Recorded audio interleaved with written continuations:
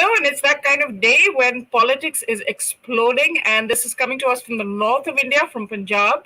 If you haven't already noticed, Sidhu has tendered his resignation as Punjab Pradesh Congress chief. It is yet to be accepted by the High Command. On the other hand, the Captain Amrinder Singh is in New Delhi. Some people are suggesting that he's here to meet Amit Shah as well as Prime Minister Modi, but we don't know. This is still in the realm of speculation. We just don't know why he's in Delhi, but he's certainly a satisfied man today. He's tweeted and he said that Sidhu is unstable, and this is basically something that should have been expected. So it's really the Sidhu and the siblings show, and I'm joined by Professor Sengupta. Thank you for joining us. Tavleen, thank you for joining us as well. We are what's happening in Punjab with great interest. What's happening in Punjab? If you can break that down for us. I mean, what does one say? Remember, we had this. This is the third time we are having this conversation. On the second time, I basically said, whatever we said during the first time. In the first instance, we had said that the Congress hasn't a clue. In the second instance, I had said it's game, set, and match to the Congress. And as if to prove me wrong, that very evening or the very morning, Harishda says, we will fight the next elections under Navjot Singh Sidhu, which of course the entire edifice starts to crumble. And young Jhakar says, what was the point of making Channi the chief minister if you are going to fight the next elections against under Sidhu? And then our friend, the other Surjewala tries to improve things by saying it will be under Channi and Sidhu, making things even worse. So this is basically going downhill like a slalom. A slalom is slow compared to what is going on. Look, there is a problem. It is true that the Congress has lost popularity. Amarinder has lost popularity. But at the end of the day, in the Congress legislature party, Amarinder Singh still has considerable support. And that is why he was able to threaten that should Navjot Singh Sidhu be appointed chief minister, be ready for a test of strength on the house. So he made his baselines very, very clear. So under those circumstances, you could make Sidhu the chief minister. What you did also was to disappoint a lot of other powerful hopefuls, and then you arrived at a non-entity and you made him chief minister. Now, somewhere down the line, I think Sidhu got the impression that he had become all-powerful, that this person had become chief minister because of him. He may have been largely right, but I can understand the incumbent chief minister trying to cobble a cabinet where, given the fact that he is marginalizing Amarinder's men, everybody else is on board. And if everybody else is on board, then obviously you have to keep certain powerful people in, which includes enemies of Amarinder, which includes the gentleman who basically caused the problem, that is Rana Gurjeet Singh, who basically Amarinder threw out. So he's Amarinder's enemy. But given the fact that Sidhu has made this entire case against Amarinder on the sand mining mafia, this was a red line for Sidhu. Sidhu now looks like a fool, because if Rana Gurjeet... Sidhu look like a fool though, or do the siblings look like a fool? Because we were saying it was a master stroke, and I'm going to get Tavleen here as well. Tavleen, a few days ago we were discussing this, and we were like, this is a master stroke by the Congress, because they've gone ahead and made this third person the CM, and everyone seems placated. And here you go. Today we sit on Tuesday, and it's all over pretty much. And the other thing that people are suggesting is that Arvind Kejriwal is going to be in Punjab for the next 2 days. So is there a chance that he might make some grand announcement with Sidhu kind of being their Sikh face, because they have been looking for that? See, Advaita, with the Navjot Singh Sidhu, anything is possible. We've seen how he jumps ships, whether he was in the BJP first. And if you remember in 2017, if I'm not wrong, when there was a huge murmur about Sidhu joining the Aam Aadmi Party. And at that time also, he had created a lot of hullabaloo because of the fact that he wanted to be projected as the main guy there, and that didn't happen. So he said, "Fine, I will not be joining you." So with Sidhu, as Captain Amrinder Singh has said, that he is indeed a very unreliable politician. And remember, elections are what, I think in March they will be held in March 2022. So for a party like Congress, and one good state they have, and so much mess has been made out of these leadership. See, it was being said it's a masterstroke for one particular reason, that a lot of caste equations have come into play, and it's a huge boost to the Dalit population, considering that 33% of Punjab has Dalit population. And see how magnanimous the Congress has been in giving a Dalit person the chief minister's chair. But with those repeated double confusion, comments by their senior leaders, even if Dr. Professor Sengupta was saying that Harish Rawat, if you remember, even Surjewala had the next day came on for a conference, and he said specifically that no, we will fight, CM will be Channi, but it will be under Navjot Singh Sidhu. So it was clear that he will be CM till we win elections. If that is possible now, I don't know what will happen.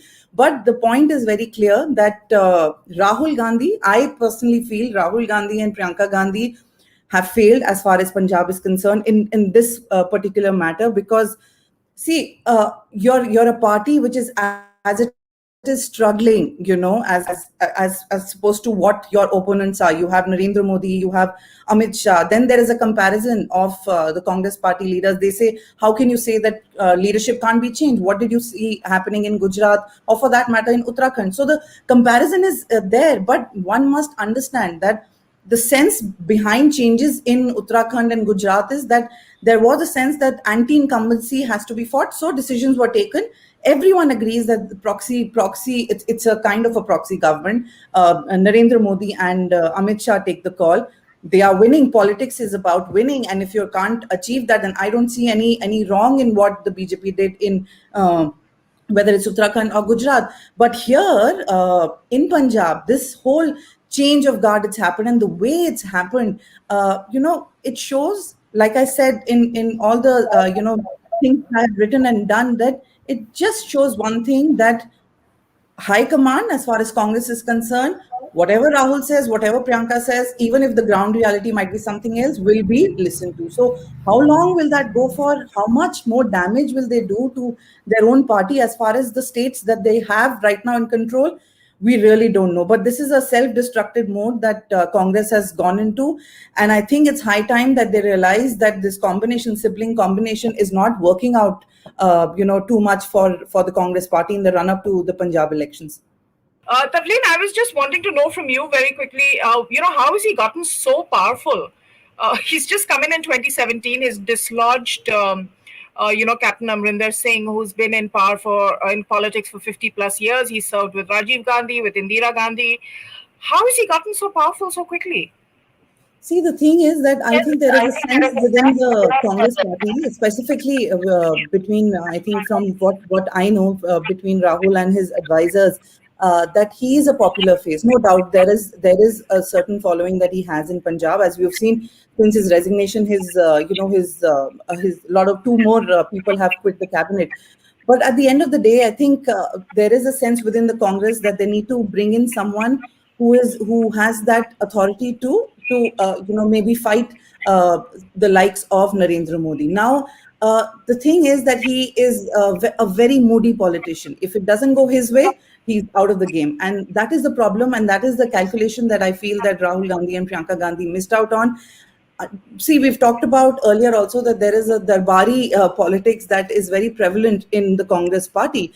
And Captain Amrinder Singh is known that even though he was very close to Rajiv Gandhi, he had good relations with Sonia Gandhi, but he did not do what the others do as far as Rahul and Priyanka Gandhi is concerned.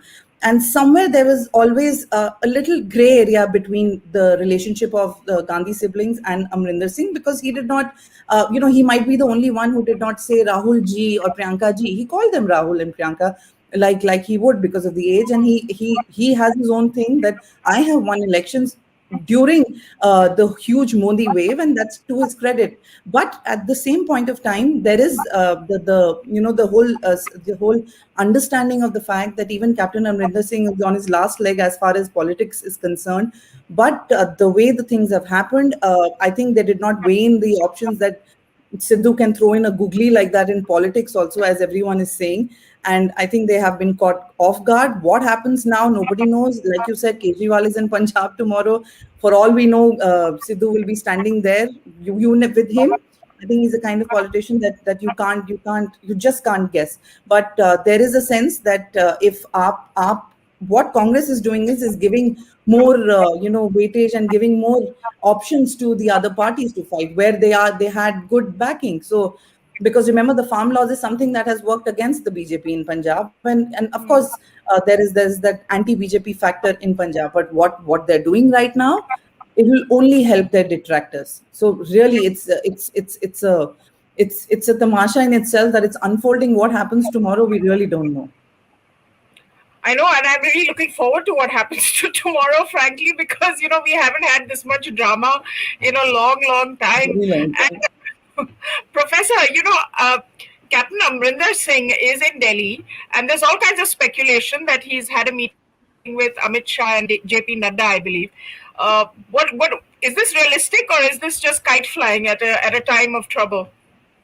Look, this could be both realistic as well as kite flying. The fact is, a humiliated person will basically indulge in all kind of gestures to keep his opponents, antagonists within the party and without off balance. So he'll do a lot of things. But let's face this. I mean, the fact is the Punjab Congress and the Punjab administration better off with Amarinder not being in the chair than he was being in the chair? And the fact is, it looks like a mess. You put in a lightweight in the chief minister who possibly does not have now it is clear, doesn't have grasp over the issues. He is flanked by people who are more powerful than him politically, and therefore, which way it will go, we can guess, but we will probably guess rightly.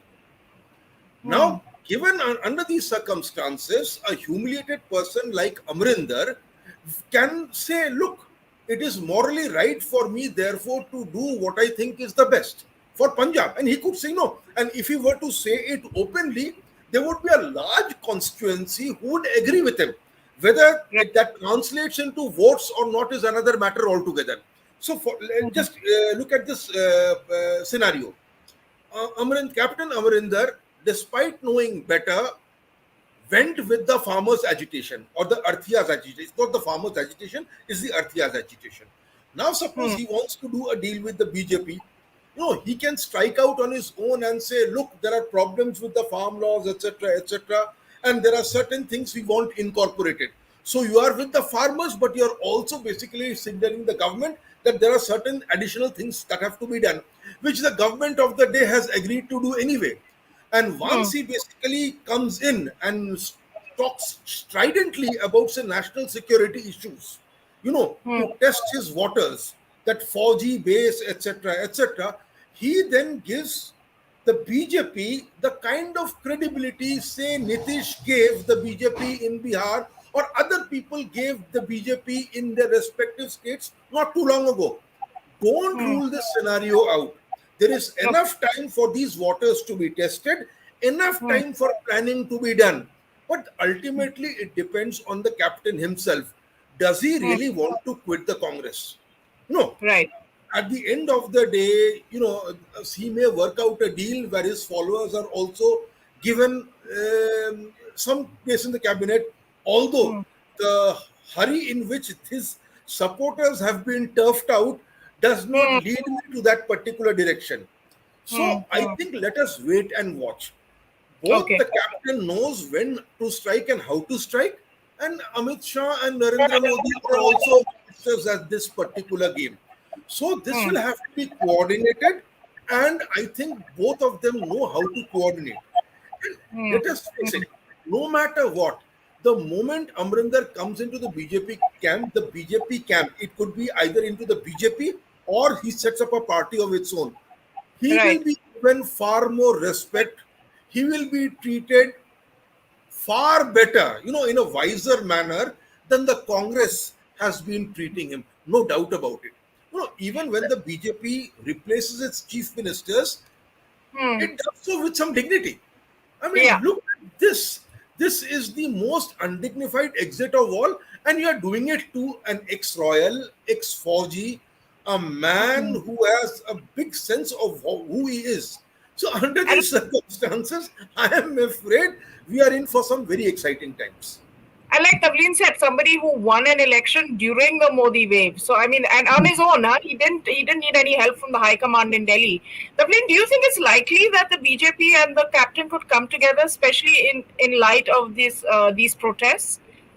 That's the most difficult question right now, and that's the question that's on everyone's mind. See, he's right now in Delhi, and as Professor Sengupta was also saying, that he's not revealing much. And but there is also a sense that there will be a meeting, or there could be a talk between Sonia Gandhi and Captain Amrinder Singh, because I think now, from what I have spoken to my sources in the Congress, there is a sense that it seems that now Sonia Gandhi will have to once again take decisions, because we've Hmm. seen what has happened with With the siblings.